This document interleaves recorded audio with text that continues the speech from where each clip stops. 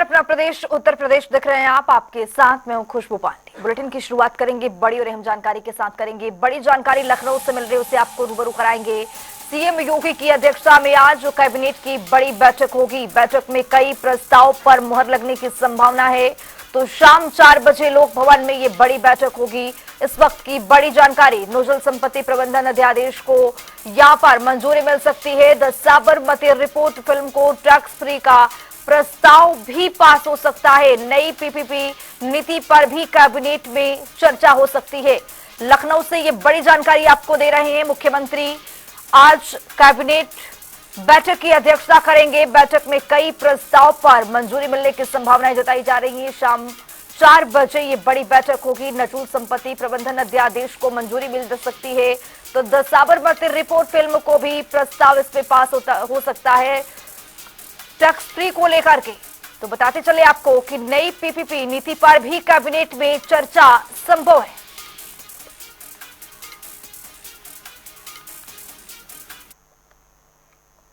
Bulletin में आगे बढ़ेंगे। लखनऊ में 25वां अंतर्राष्ट्रीय मुख्य न्यायाधीशों के सम्मेलन का आयोजन किया जा रहा है। बताते चले आपको कि सम्मेलन का उद्घाटन सीएम योगी आदित्यनाथ ने किया है।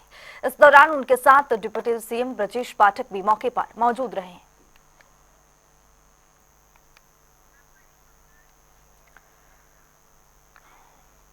लखनऊ से एक बड़ी जानकारी मिल रही है, उसे आपको रूबरू कराएंगे। बड़ी जानकारी, उपचुनाव में 9 सीटों पर घमासान देखा जा रहा है। बताते चले आपको कि मतदान के दौरान चुनाव आयोग को शिकायतें मिली हैं। बूथ कैप्चरिंग, फर्जी मतदान की 314 शिकायतें मिली हैं। मीरापुर में 84, कुंदरकी में 76 शिकायतें मिली है। करहाल में 60 और गाजियाबाद में 2 शिकायतें मिली हैं। बताते चले आपको कि उत्तर प्रदेश के 9 विधानसभा सीटों पर उपचुनाव हुआ है और उपचुनाव में मतदान के दौरान आयोग को कई शिकायतें मिली हैं। बूथ कैप्चरिंग से लेकर फर्जी मतदान की कुल मिलाकर 314 शिकायतें मिली हैं। मीरापुर की बात करें तो 84, कुंदरकी से 76 शिकायतें मिली है। करहाल में 60 और गाजियाबाद में 2 शिकायतें प्राप्त हुई हैं।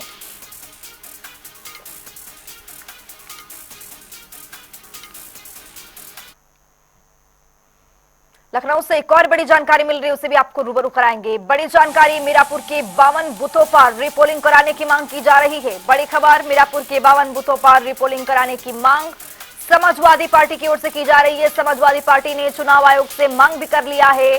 सपा प्रदेश अध्यक्ष श्यामलाल पाल ने इलेक्शन कमीशन को पत्र भी लिख दिया है। ककरौली एसएचओ राजीव शर्मा को जेल भेजने की मांग की गई है।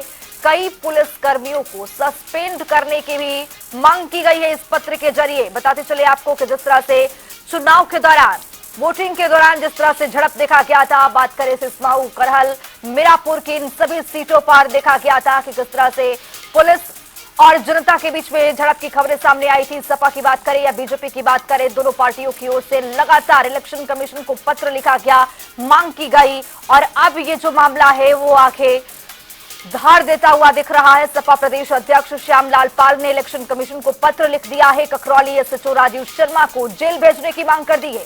कई पुलिस कर्मियों को भी सस्पेंड करने की मांग कर दी है। बताते चले आपको कि मीरापुर के 52 बूथों पर रीपोलिंग कराने की भी फिर से मांग की जा रही है समाजवादी पार्टी की ओर से। तौकीर किदवई हमारे सहयोगी हमारे साथ ज्यादा जानकारी के साथ जुड़ रहे हैं लखनऊ से। तौकीर, एक बार फिर से देखा जा रहा है कि ककरौली एसएचओ को यहां पर मांग कर रहे हैं सपा के प्रदेश अध्यक्ष, कह रहे पोलिंग फिर से कराई जाए, रिपोलिंग हो मीरापुर के 52 बूथों पर। क्या अपडेट?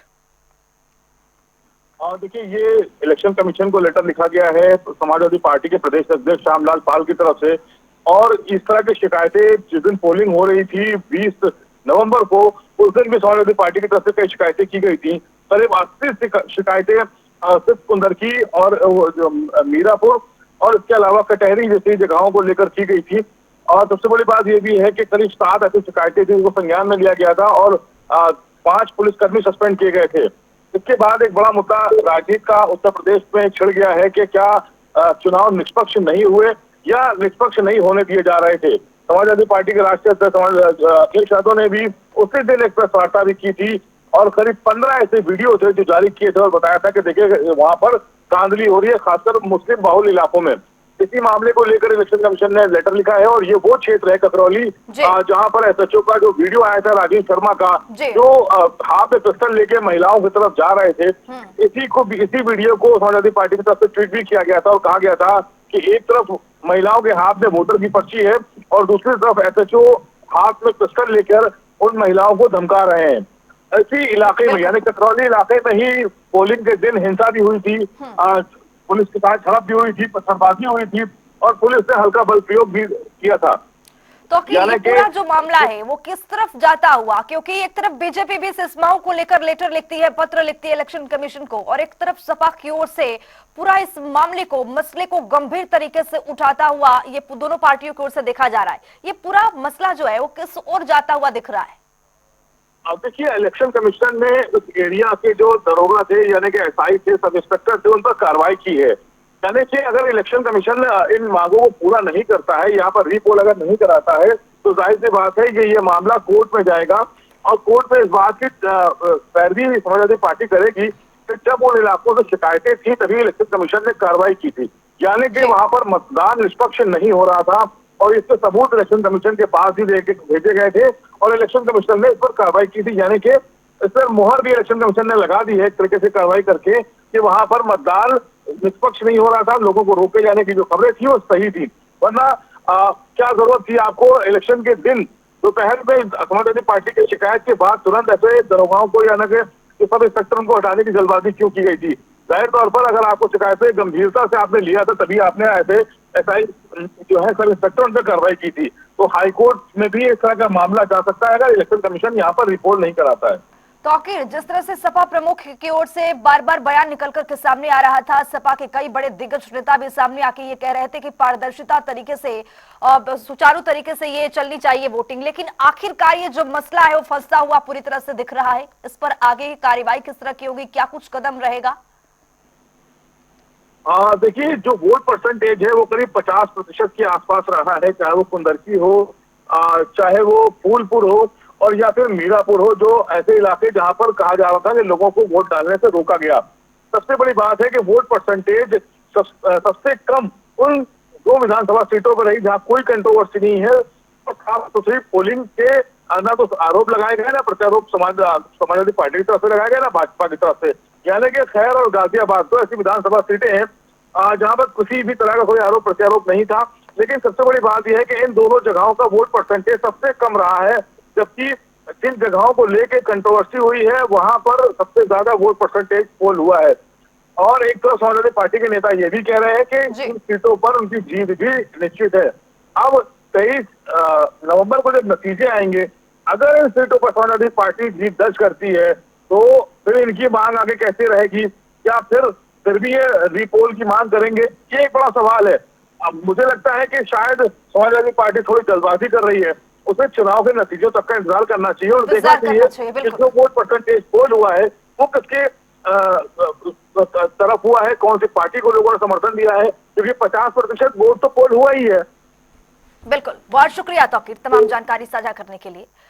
तो समाजवादी पार्टी ने चुनाव आयोग को पत्र लिख दिया है, सपा प्रदेश अध्यक्ष ने, और उस पत्र में मांग कर दिया है उन्होंने कि एक बार फिर से रीपोल कराया जाए। रीपोल में साफ तौर पर पारदर्शी तरीके से सुचारू रूप से वोटिंग होगी। मीरापुर के 52 बूथों पर रीपोलिंग की मांग की गई है। सपा के प्रमुख नेता की ओर से, प्रदेशाध्यक्ष की ओर से श्यामलाल पाल ने इलेक्शन कमीशन को पत्र भी लिख दिया है।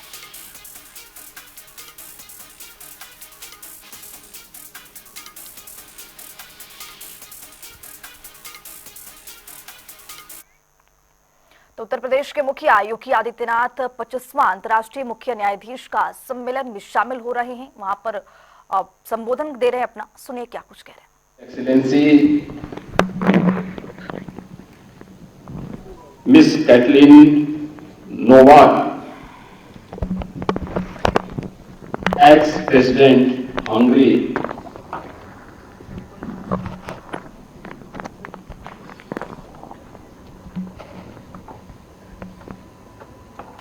His Excellency Mr. Patiltha Mosisili, ex-Prime Minister, Lesotho, Excellency Mr. John Henry Saint, ex-PM, Haiti Republic, international court of justice के माननीय न्यायमूर्ति श्री दलवीर भंडारी जी,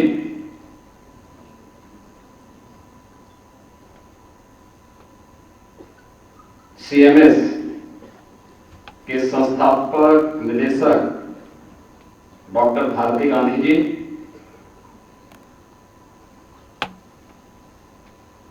प्रबंधक सीएमएस प्रोफेसर गीता गांधी किंगटन, अध्यक्ष सीएमएस लखनऊ मिस्टर रोजर किंगटन और 25वें अंतर्राष्ट्रीय सम्मेलन के आज के इस उद्घाटन कार्यक्रम में उपस्थित दुनिया के 56 से अधिक देशों से आए थे माननीय न्यायमूर्तिगण और इस क्षेत्र के सभी विशेषज्ञगण, उपस्थित बहनों और भाइयों,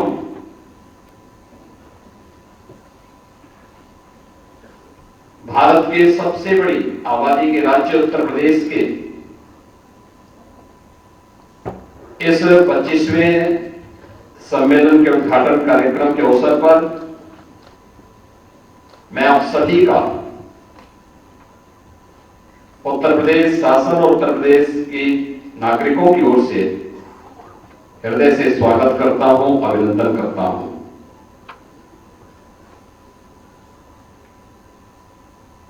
यह सम्मेलन ऐसे समय में आयोजित हो रहा है जब भारत का संविधान अंगीकार होने के अपने अमृत। तो शिवपाल सिंह यादव ने बीजेपी पर एक बार फिर हमला बोल दिया है। उन्होंने कहा है कि यूपी में मतदान के दिन बीजेपी कार्यकर्ताओं ने फर्जी तरीके से वोट डलवाए हैं। डीएम सत्ता में आते हैं तो बीजेपी को सपोर्ट करने वाले अधिकारियों की सूची तैयार कर इन पर कार्रवाई करेंगे। इसके अलावा उन्होंने क्या कुछ कहा, सुनिए। भारतीय जनता पार्टी के शासनकाल में लोकतंत्र की धज्जियां उड़ रही हैं। तो ये देखिए, जिस तरीके से भारतीय जनता पार्टी गलत परंपराएं डाल रही है, इसकी वजह से लोकतंत्र को बहुत खतरा है। फिर तो चुनाव निष्पक्ष होंगे ही नहीं। और देखिए, जैसे भारतीय जनता पार्टी के लोगों ने शासन प्रशासन के द्वारा, पुलिस के द्वारा आधार कार्ड पहले ही छीन लिए गए हैं।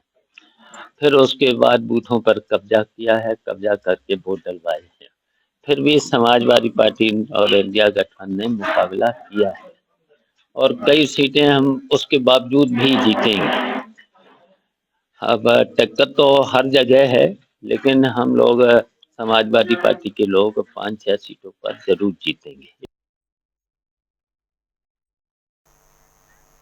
तो मथुरा संतों की साधना स्थली श्री धाम वृंदावन के गुरुकुल मार्ग स्थित श्री कृष्ण साधक ट्रस्ट के विशाल सभागार में धर्म संसद सभा का आयोजन किया गया है। एक मंच पर भारी संख्या में एकत्रित हुए संत, महंत, महामंडलेश्वर और धर्माचार्य ने विस्तृत चर्चा करते हुए केंद्र सरकार से 6 सूत्रीय मांगों को पूरा करने की मांग की है, जिसमें सर्वप्रथम योगीराज भगवान श्री कृष्ण की जन्मस्थली श्री कृष्ण जन्मभूमि पर भव्य और दिव्य मंदिर बनाए जाने की मुख्य मांग रखी है।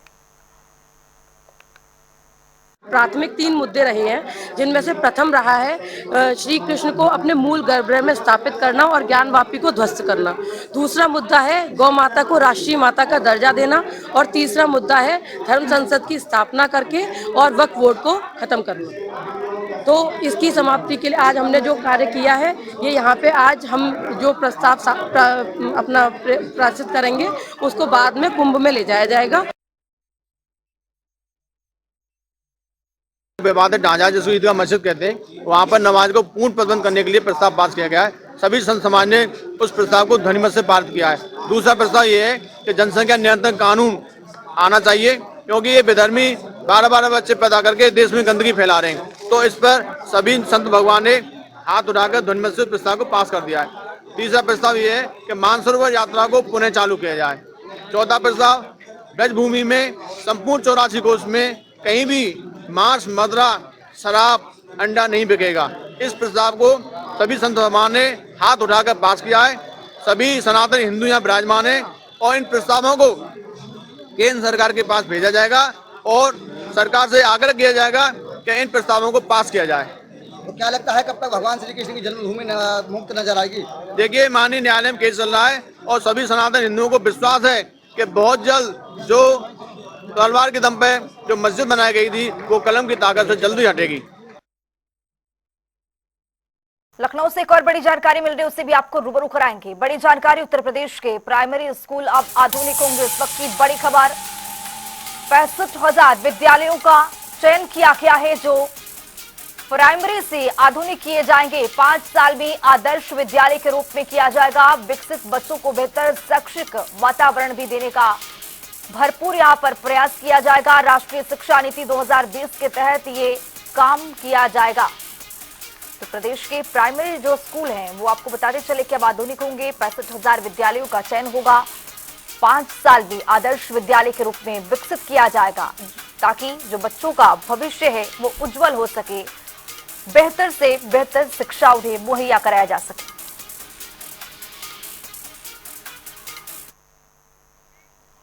बुलेटिन में वक्त है ताबड़तोड़ खबरों का। कौशाम्बी में सर्राफ व्यापारी से लूट करने वाले आरोपी और पुलिस में हुई मुठभेड़, एक आरोपी को लगी है गोली। बुलंदशहर में कैंटर और घाट ऑटो की भिड़ंत में एक ही परिवार की 3 महिलाओं की मौत, पुलिस ने शव का कराया है पोस्टमार्टम। हादसे में 6 लोग घायल। फर्रुखाबाद में युवक ने अपनी गर्दन रेतकर आत्महत्या का किया है प्रयास, परिजनों ने अस्पताल में कराया भर्ती। प्राथमिक उपचार के बाद डॉक्टरों ने हायर सेंटर किया रेफर। बिजनौर में पुलिस के हत्थे चढ़ा गौकशी का आरोपी, पुलिस से मुठभेड़ में आरोपी के पैर में लगी गोली, 1 सप्ताह से चल रहा था फरार। अलीगढ़ में कोचिंग संचालक छात्रों से कर रहा दुष्कर्म, कोचिंग सेंटर पहुंचे छात्रों के परिजन जमकर काटा हंगामा। गाजीपुर में सांसद राजेश रंजन और पप्पू यादव गाजीपुर की एमपी एमएलए कोर्ट में हुए हाजिर, कोर्ट ने 50,000 के निजी मुचलके पर दी है जमानत। लखनऊ में चारबाग रेलवे स्टेशन के पार्सल ऑफिस में लगे लगेज स्कैनर की सुविधा शुरू, चेकिंग में लगने वाले समय में होगी बचत। एटा में डीएपी की कालाबाजारी, अधिकारियों के आदेश की उड़ा रही धज्जियां, वीडियो हुआ वायरल। फर्रुखाबाद में सड़क सुरक्षा माह के अंतर्गत एसपी ने लोगों को यातायात के प्रति किया है जागरूक, पुलिस की ओर से चलाया जा रहा अभियान। ललितपुर में पुलिस को 4 महीने पूर्व हुए ब्लाइंड मर्डर कांड में मिली बड़ी सफलता, 2 अभियुक्तों को किया है काबू। ललितपुर में कोतावली में तैनात महिला कांस्टेबल के पति ने फांसी लगाकर किया आत्महत्या, पुलिस कर रही मामले की तफ्तीश। बरेली में पराली में लगी आग, किसान गुरमीत ने पानी डालकर आग पर पाया है काबू। बरेली में एटीएम में कैश डालने आए गार्ड की राइफल से चली गोली, मचा हड़कंप, पुलिस कर रही मामले की जांच। महोबा में स्कूली वैन और स्कॉर्पियो वाहन की टक्कर, 3 लोग गंभीर रूप से घायल। कानपुर में भारतीय किसान यूनियन गुट की महापंचायत नवनियुक्त जिलाध्यक्ष ने थामा है कमान, अधिकारियों को सौंपा 12 सूत्रीय मांगों का ज्ञापन। तो फिलहाल इस बुलेटिन में अभी के लिए इतना ही। देश और दुनिया के तमाम खबरों के लिए बने रहिए जनता टीवी के साथ।